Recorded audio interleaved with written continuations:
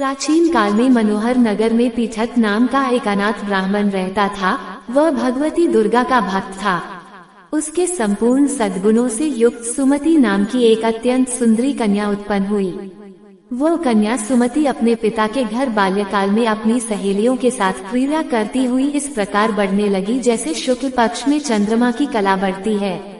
उसका पिता प्रतिदिन जब दुर्गा की पूजा करके होम किया करता, वह उस समय नियम से वहां उपस्थित रहती। एक दिन सुमति अपनी सखियों के साथ खेल में लग गई और भगवती के पूजन में उपस्थित नहीं हुई।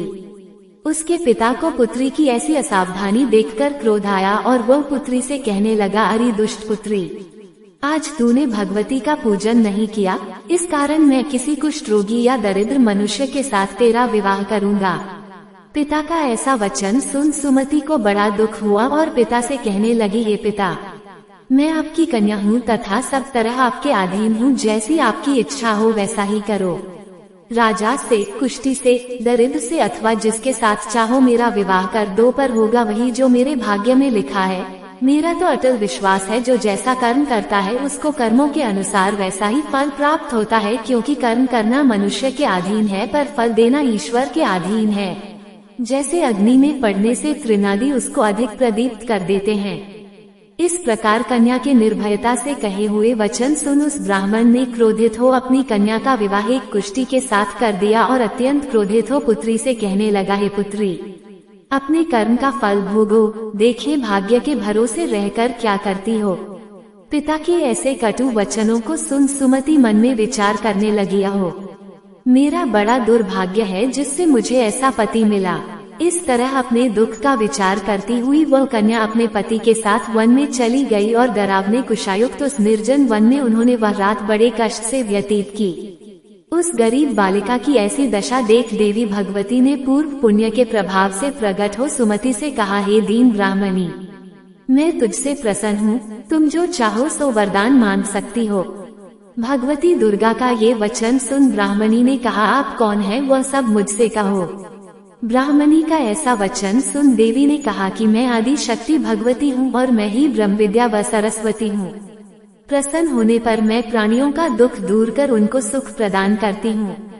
हे ब्राह्मणी, मैं तुझ पर तेरे पूर्व जन्म के पुण्य के प्रभाव से प्रसन्न हूँ। तुम्हारे पूर्व जन्म का वृतांत सुनाती हूँ, सुनो। तू पूर्व जन्म में निषाद भील की स्त्री थी और अति पतिव्रता थी। एक दिन तेरे पति निषाद ने चोरी की। चोरी करने के कारण तुम दोनों को सिपाहियों ने पकड़ लिया और ले जाकर जेलखाने में कैद कर दिया। उन लोगों ने तुझको और तेरे पति को भोजन भी नहीं दिया। इस प्रकार नवरात्र के दिनों में तुमने न तो कुछ खाया और न जल ही पिया। इस प्रकार 9 दिन तक नवरात्र का व्रत हो गया। हे ब्राह्मणी, उन दिनों में जो व्रत हुआ, इस व्रत के प्रभाव से प्रसन्न होकर मैं तुझे मनोवांछित वर देती हूँ। तुम्हारी जो इच्छा हो सो मांगो।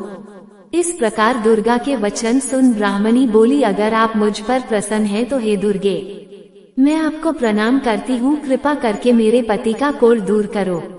देवी ने कहा, उन दिनों तुमने जो व्रत किया था उस व्रत का एक दिन का पुण्य पति का कोढ़ दूर करने के लिए अर्पण करो। उस पुण्य के प्रभाव से तेरा पति कोढ़ से मुक्त हो जाएगा। इस प्रकार देवी के वचन सुन वह ब्राह्मणी बहुत प्रसन्न हुई और पति को निरोग करने की इच्छा से जब उसने तथास्तु कहा, तब उसके पति का शरीर भगवती दुर्गा की कृपा से कुष्ठ रोग से रहित हो अति कांतिवान हो गया। वह ब्राह्मणी पति की मनोहर देह को देख देवी की स्तुति करने लगी, हे दुर्गे, आप दुर्गति को दूर करने वाली, तीनों लोकों का संताप हरने वाली, समस्त दुखों को दूर करने वाली, रोगी मनुष्य को निरोग करने वाली, प्रसन्न हो मनोवांछित वर देने वाली और दुष्टों का नाश करने वाली जगत की माता हो। हे अम्बे, मुझ निरपराध अबला को मेरे पिता ने कुष्ठी मनुष्य के साथ विवाह कर घर से निकाल दिया।